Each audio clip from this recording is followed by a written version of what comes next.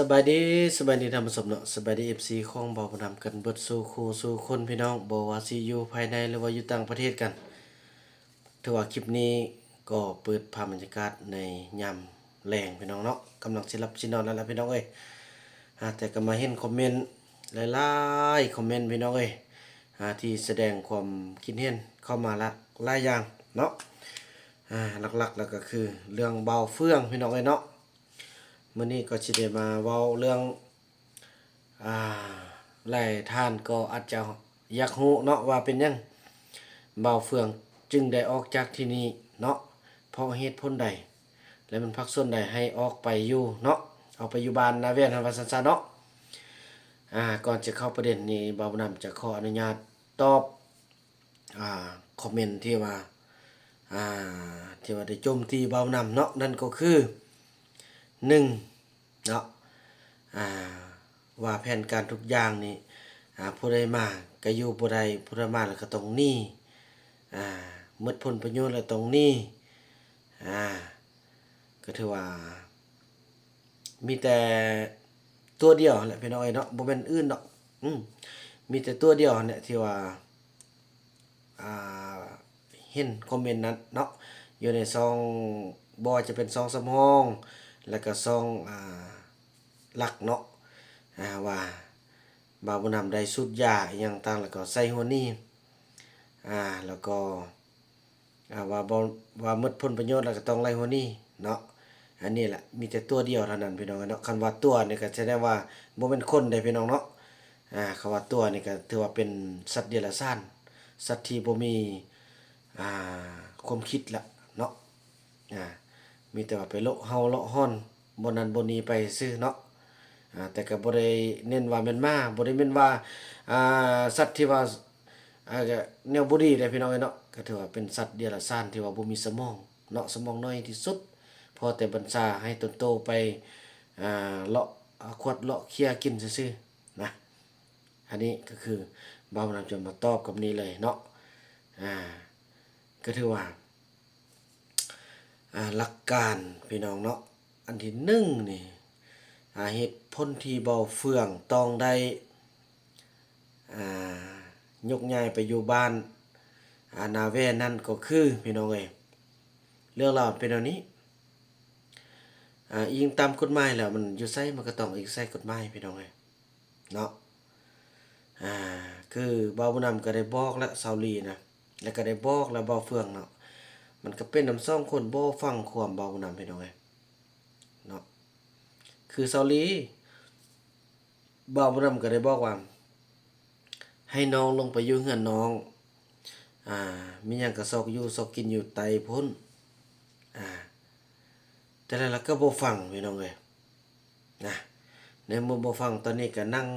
ให้นอนให้อยู่นี่ผู้เดียวอยู่เทิงพี่ใดทั้งที่หลักๆแล้วเฮือนเขาเจ้าอยู่ลุ่มพุ่นบ่าวบ่นำก็บ่ได้บอกให้เขาเจ้าขึ้นมาแล้วบ่าวบ่นำก็เคยบอกบ่าวเฟืองแล้วว่า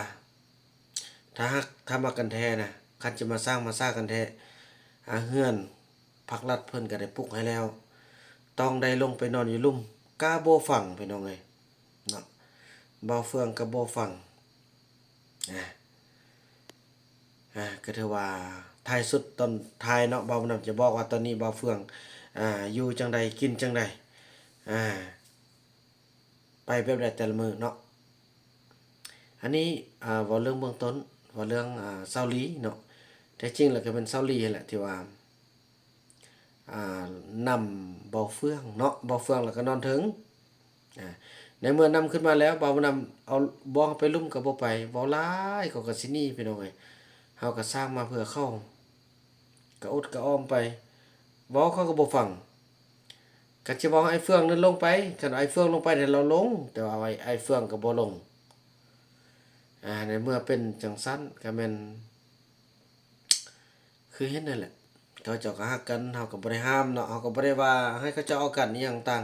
เขาเจ้ามักกันเองพี่น้องเอ้ยพอเบานั้นเป็นบทเรียน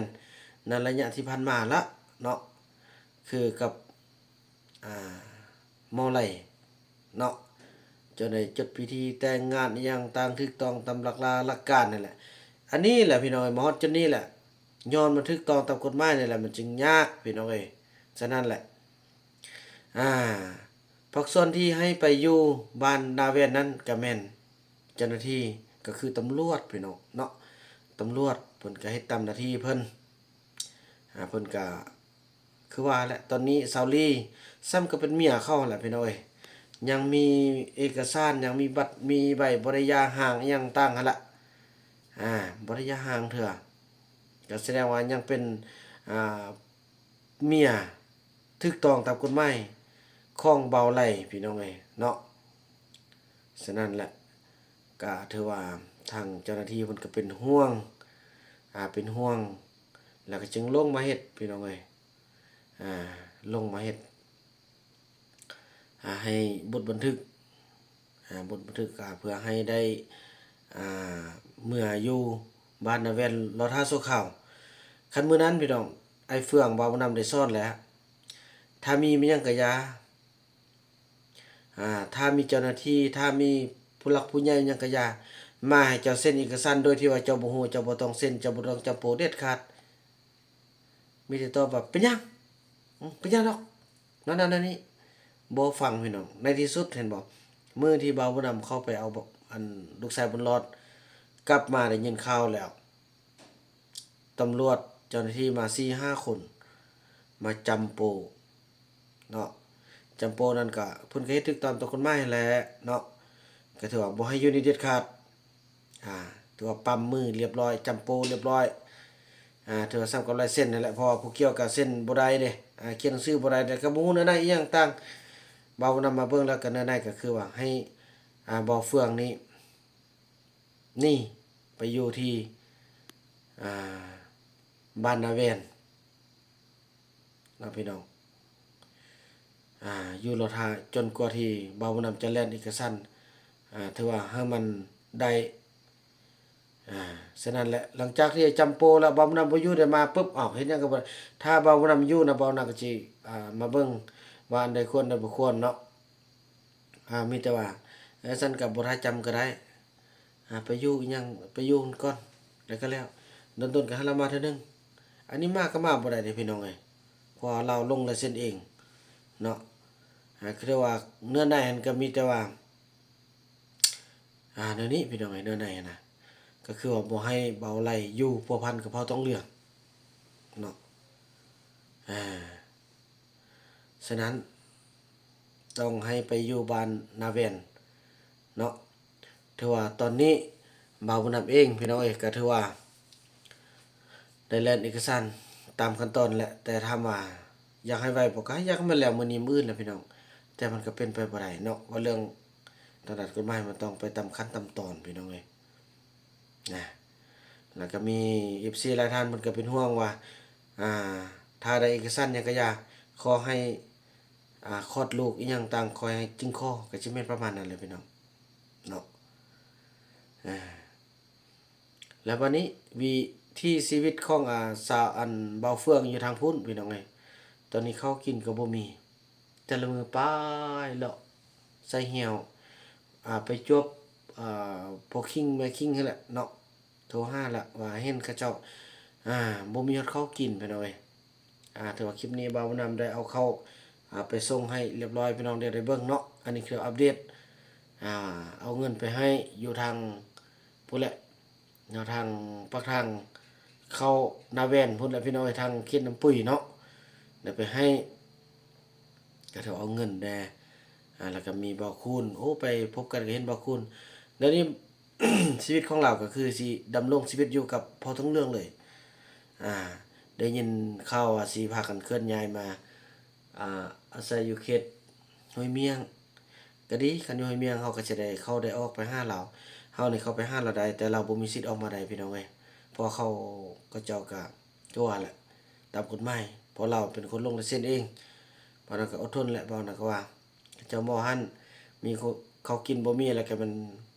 ขึ้นมาพูดเทิงโทรบอกเราก็จะเอารถจักรแล่นไปให้ส่งให้อิหยังต่างแล้วก็ไปอยู่รอท่าเนาะจนกว่าเอกสารแล้วพุ่นแหละบ่าวน้องก็อุกใจพี่น้องเอ้ยก็สมควรเด้อพี่น้องคิดบ่มีทางออกตอนนี้บ่าวนำได้เสนอทางคันเทิงเนาะที่ว่า ให้เอิ้นกันมาปรึกษาหารือเกี่ยวกับพระราชบทบาทกันคณะสินคณะสินำพี่น้องพอต้องเรื่องในคณะอันสุดนี้เดี๋ยวจะได้โอ้ลมกันคันลมบ่ตกบ่แตกบ่นำก็สิได้มอบแหละพี่น้องเนาะมอบพอต้องเรื่องให้ทางพอต้องเรื่องมอบพอต้องเรื่องให้ทางภาครัฐมอบแล้วแหละพี่น้องโดยเฉพาะคือเจ้าหน้าที่ตำรวจและก็ทางสาธารณสุขพี่น้องเอ้ยสาธารกับป้องกันความสงบบ่นำจะมอบให้เลยเพราะว่าคุกกี้ไล่เนาะเฮ็ดอันใดก็บ่ได้ยาพื้นเมืองพอต้องเรื่องเฮากำลังไปได้ดีก็เฮ็ดนั้นแนวนี้กักขังพวกเฮาเปลี่ยนทุกอย่างจนบ่ได้ค่ายยามได้ค่ายแล้วบึนพี่น้องเดี๋ยวนี้บ่ได้ค่ายก็มันมิดจิลีแล้วส่วนอีหยังต่างบ่าวนำก็สิเว้าแล้วแหละพี่น้องเอ้ยบ่ไหวแล้วเนาะบ่าวนำก็สิได้ถอยหั่นแหละคันเปิดกองประชุมใหญ่ครั้งนี้คันอำเภอเนาะอำเภอเมืองเนาะบ่มันก็สิเว้าเลยเพราะพวกเฮามีทิศทางที่จะหาอยู่หากินเพื่อให้รอดมาแล้วซะว่าคิดกันพวกเฮาฉะนั้นคันคิดกันมีฮอดบางหน่วยงานพี่น้องเอ้ยคิดว่าบ่าวนำเนี่ยสร้างนี่หมดรายได้รายคือเราจะให้บ่าวนำออกแล้วยานบ่าวนำคิดไรมูลค่าอิหยังต่างๆบ่าวนำจะเว้าในกองประชุมในครั้งนี้ว่าพวกเจ้าผู้ใดมาเฮ็ดได้แล้วบ่าวนำบ่คิดแม้แต่จะไล่แม้แต่เก็บเดียวทุกสิ่งทุกอย่างเฮาทำบุญเฮาสร้างได้ส่ำนี้แล้วขอให้มีคนสืบต่อแทนเนาะบางคนบางท่านก็คิดว่าเฮาเฮ็ดส่ำนี้แล้วเฮาผู้อื่นมาทดแทนอันอิหยังต่างมันง่ายมันเสียเปรียบอันนี้บ่าวนำการันตีเลยว่าถ้าเฮ็ดได้คือบ่าวนำนี่บ่าวนำว่ามันคุ้มแล้วล่ะที่เฮาเฮ็ดให้เขาเจ้าจนมาส่ำนี้มีดินมีเรือนเนาะพ่อแม่ FC เพิ่นก็ช่วยจนส่ำนี้จนได้มีฮ้อมีเรือนจนได้มีดินมีดอนคันว่าสืบต่อได้แล้วดีถ้าสืบต่อบ่ได้ถ้าเกิดห่างหั้นบ่าวนำจะได้ต้องทวงคืนแน่นอนเพราะว่ายังเฮาพัฒนาฮอดคันนี้แล้วคันว่าเฮาอยู่สว่ายานเฮาย่านลื่นอิหยังต่างก็จำเป็นเด้พี่น้องเอ้ยเนาะบ่าวนำเอาเด็ดขาดเลยครั้งนี้เรียกเอิ้นประชุมด่วนมีมื้อหนึงต้องเกิด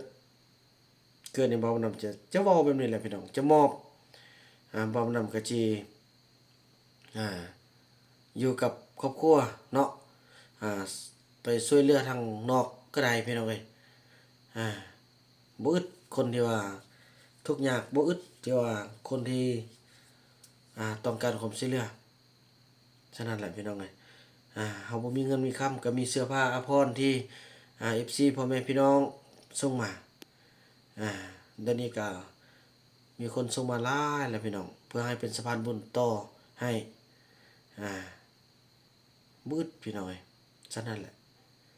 แล้วก็บางคนอ่าบางตัวซะตัวเดียวหั่นแหละเนาะว่าบ่นำหมดผลประโยชน์หลายอย่างต่างมันหมดจังได๋คันว่าไอ้เฟืองรถเฮาก็ซื้อให้ขยุกขยานำกันเด้แต่ละเดือนก็ผ่อนให้เราก็เดือนละ